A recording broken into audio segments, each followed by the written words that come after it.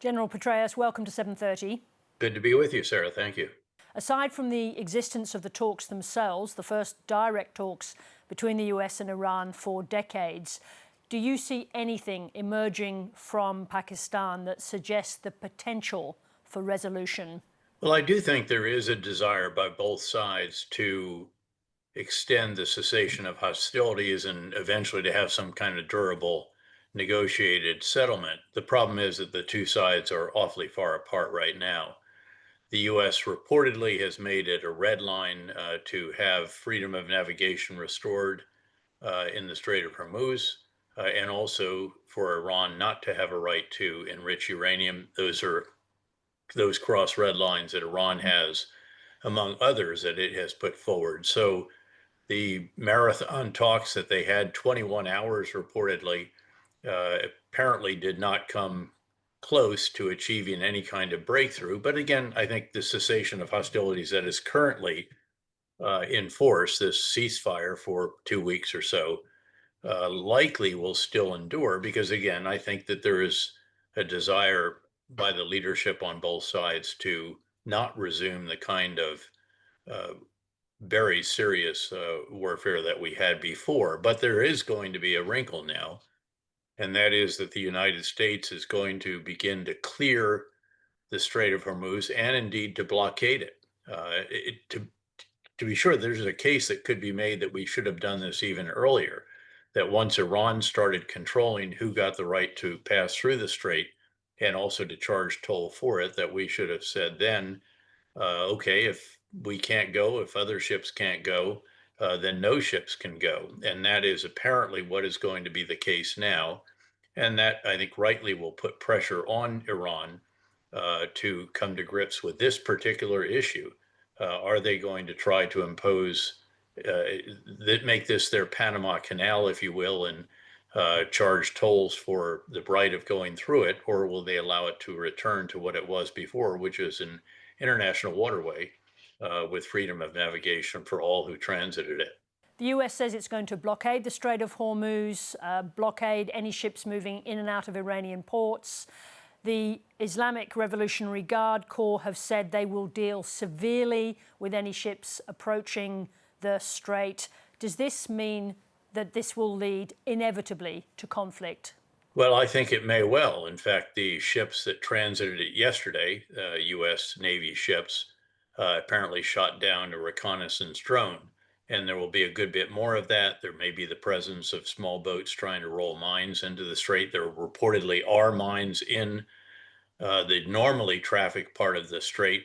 Iran is using that as an excuse to force the ships to go up through its territorial waters and of course, charging a toll for them, reportedly somewhere around $2 million a transit, which, by the way, if they were allowed to do that and the traffic returns to its normal 100 or so ships, that's quite a bit of hard currency for a country that is desperately going to need every bit of hard currency that it can get to rebuild the enormous damage that has been inflicted on it in terms of its military capacity, but also in many cases its industrial capacity as well.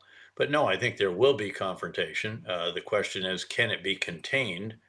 And then what do we see going forward? Does the U.S. then say, okay, now we in a coalition of the willing are going to escort ships through the normal channel, which does not go through Iranian waters again?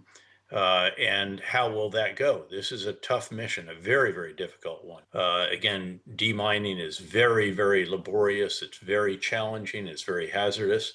But reportedly, we are putting together the elements that would be necessary to do that. And then, of course, preventing attacks on ships.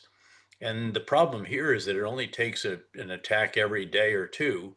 Could be a drone, an aerial drone, a maritime drone, a small boat, whatever, a missile, whatever it may be.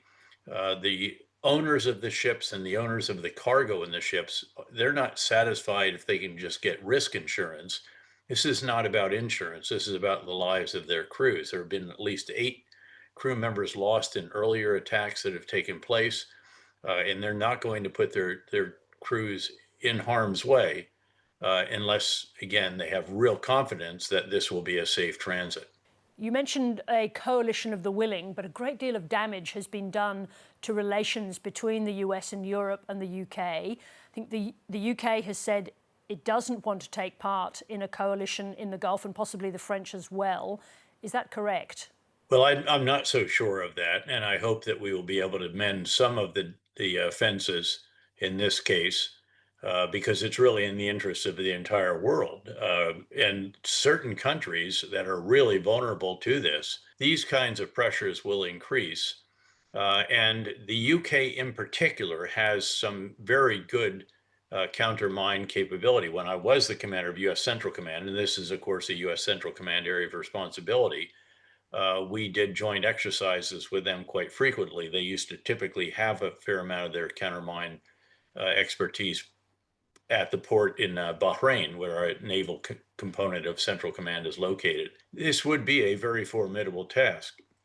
I've heard maritime experts say that this would require at least two aircraft carrier task forces just for the air power that you want to have over top of something like this at all times. And then the ships that normally accompany it. And we're talking probably the need in this case for 8 to 10 frigates and destroyers. So this is not a trivial amount of naval power. And keeping it on station, replenishing, replacing over time will take a considerable amount of effort. But again, I think this may be where we are headed, because clearly we cannot allow Iran to hijack the Strait of Hormuz and turn it into its own private, again, Panama Canal, if you will, where they can impose tariffs that are quite considerable on it. Would you expect Australia to contribute ships and/or personnel to a coalition if one goes ahead? Look, as somebody who was privileged to command Australian forces in 2 wars, I think I'm the only person with that distinction, at least alive today, and who has repeatedly said that Australian forces, diggers, punch way above their weight class. We always wanted as many of them in these wars as we could get.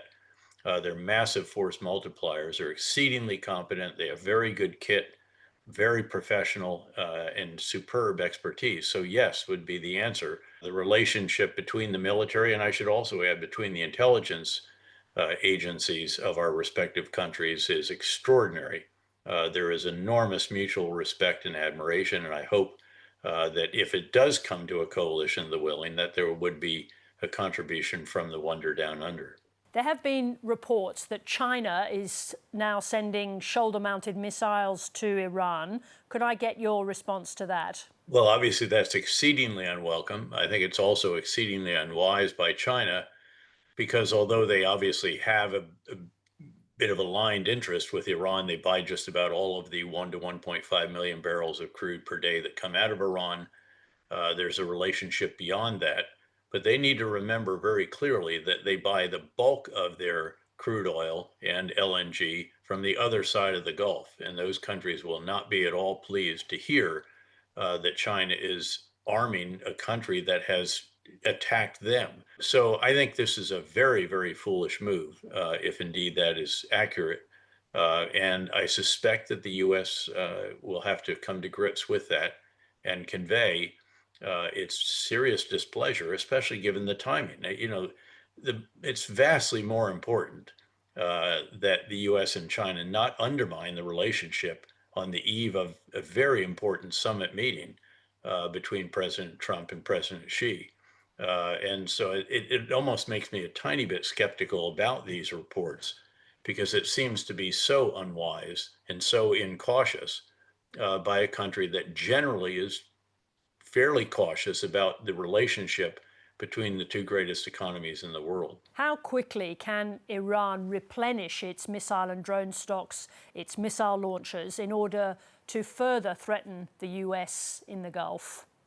Well, I think the missile program will be very challenged as a result of this, because it's not only the launchers and the stockpiles of missiles, it's also the manufacturing capability to make the different components and then assemble them for the missiles. There's enormous damage done to the military industrial complex of Iran. Similar to with the drones, although they're much less complex, obviously, than the missiles. and so therefore I think, and a lot of those actually are stored underground and so on. So there is an irony here, though, and that is that the current situation, at the least, is one where out of this, it's possible if we don't get the negotiations right and get the situation right with the Strait, it's possible that Iran could emerge much weaker militarily and with lots of other industrial damage as well, and impoverished in various ways also, but strategically strengthened if they are able to retain control of the Strait. That's the bottom line. And now the question is, what means can we pull together? And not just military, of course. It should be diplomatic, it should be economic, it should be all the other tools, even the cognitive warfare. All of this should be pursued so that you have a comprehensive approach to prevent something solidifying that is clearly unacceptable, certainly to us and to our Gulf state partners, because this is going to impose a tax that is not trivial on the rest of the world as well. General Petraeus, thank you very much indeed for joining us. Well, it's always good to be with you. Thank you.